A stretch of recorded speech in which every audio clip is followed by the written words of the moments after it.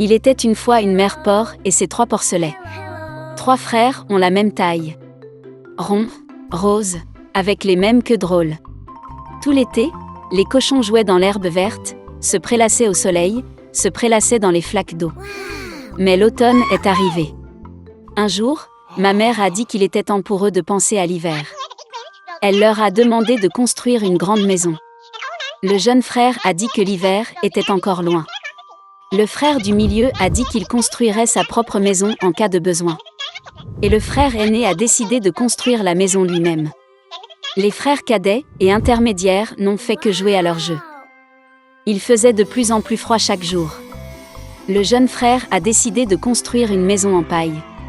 Le frère du milieu pensait qu'il ferait très froid dans la maison au toit de chaume en hiver. Il a décidé de construire une maison à partir de brindilles et de brindilles. Le soir, leur logement était prêt. Ils étaient très fiers d'eux-mêmes et ne pouvaient pas se lasser de leur bâtiment. Maintenant, ils étaient libres et pouvaient faire ce qu'ils voulaient. Ils ont décidé d'aller voir leur frère aîné et de voir quel genre de maison il s'était construit. Le frère aîné était occupé à construire. Il a appliqué des pierres, malaxé de l'argile et s'est lentement construit une maison fiable et durable. Les jeunes frères ont trouvé leur frère aîné au travail. Ils étaient très surpris du genre de forteresse qu'il construisait. Le frère aîné a continué calmement à travailler. Les frères cadets et intermédiaires ont commencé à plaisanter et à rire de sa maison. Ils étaient tellement amusés que leurs cris résonnaient loin à travers la pelouse. Le frère aîné a demandé à se taire, car le loup pouvait les entendre. Les frères cadets et intermédiaires étaient encore plus amusés. Ils ont décidé que le frère aîné n'était qu'un lâche. Et les 2 braves frères sont allés se promener. En chemin, ils ont chanté et dansé, et quand ils sont entrés dans la forêt, ils ont fait un tel bruit qu'ils ont réveillé le loup qui dormait sous le pin. Le loup mécontent et affamé se rendit à l'endroit d'où provenaient les hurlements de 2 cochons stupides. Les frères marchaient joyeusement et parlaient de la facilité avec laquelle ils traiteraient le loup. Et soudain, ils ont vu un vrai loup vivant. Il se tenait derrière un grand arbre. Il avait des yeux très mauvais et une énorme bouche à pleines dents. Les frères étaient si effrayés que leurs queues minces tremblaient finement, finement. Le loup se prépara à sauter, il fit claquer ses dents et cligna de l'œil droit. Les porcs reprirent soudain leurs esprits, hurlant à travers la forêt, se précipitèrent pour s'enfuir. Soulevant des nuages de poussière, ils se précipitèrent chacun dans sa propre maison. Le jeune frère a couru vers sa hutte au toit de chaume et a claqué la porte devant le loup. Le loup grogna et demanda d'ouvrir la porte.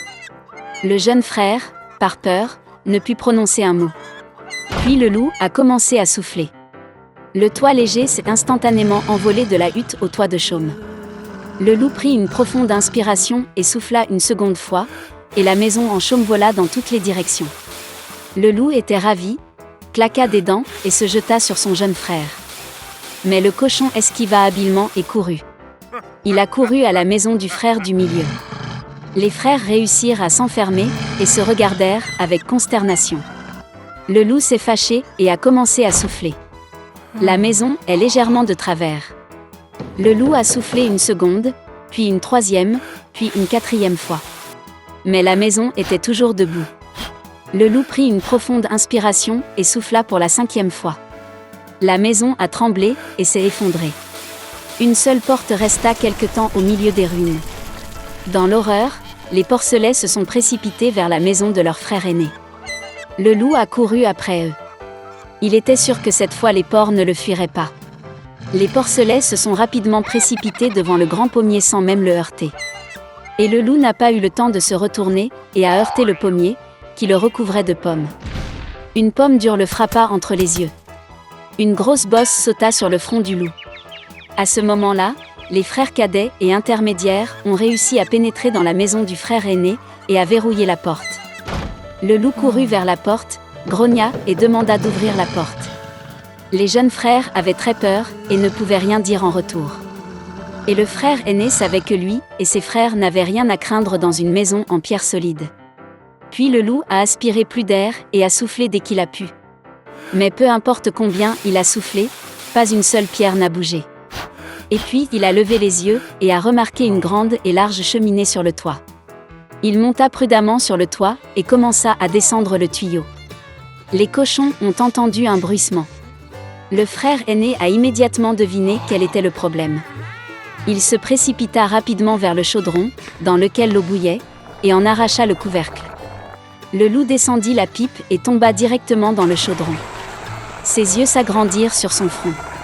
Le loup échaudé s'envola, avec un rugissement sauvage, et se précipita dans la forêt.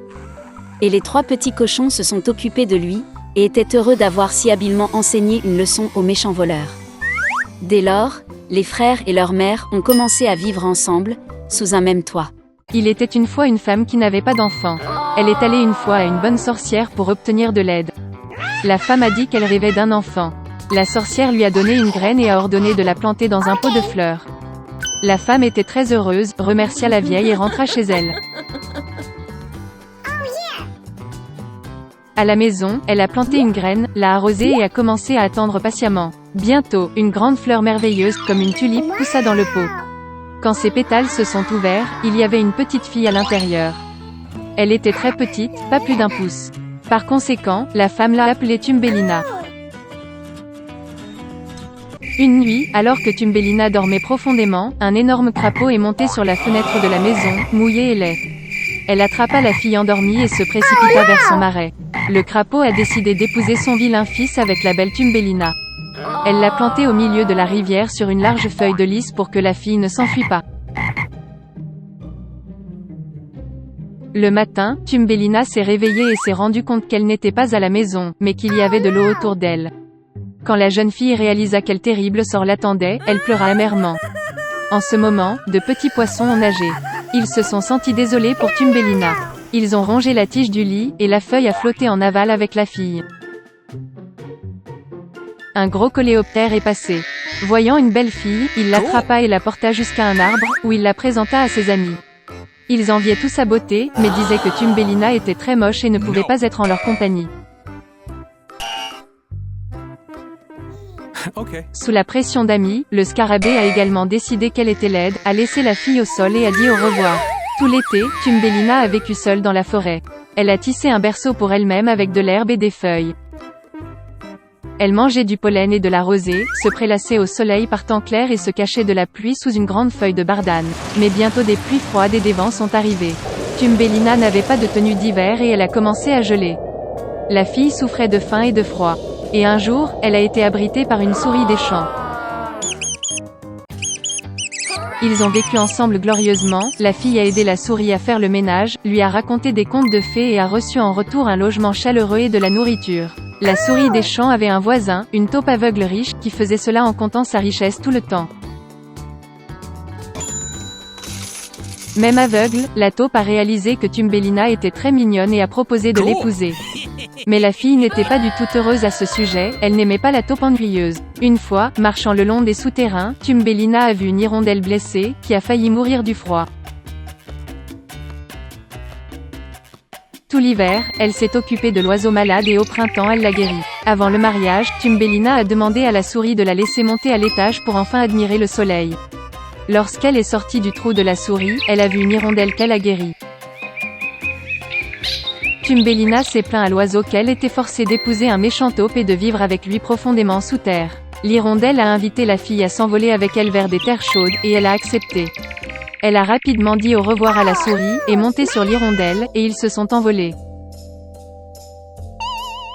Une fois dans un pays merveilleux, Thumbelina a vu une immense prairie avec de belles fleurs. Elle a choisi la plus belle fleur pour elle-même. Soudain, elle vit dans la fleur le même petit homme comme elle, seulement avec des ailes. C'était le roi des elfes. Et un elfe vivait dans chaque fleur. Le bel elfe n'a jamais vu une fille aussi petite que lui, et même aussi belle. Il est immédiatement tombé amoureux de Thumbelina et l'a invitée à devenir sa femme, la reine des elfes et la reine des fleurs. Après toutes ces aventures, la jeune fille était heureuse d'entendre une telle offre du charmant prince.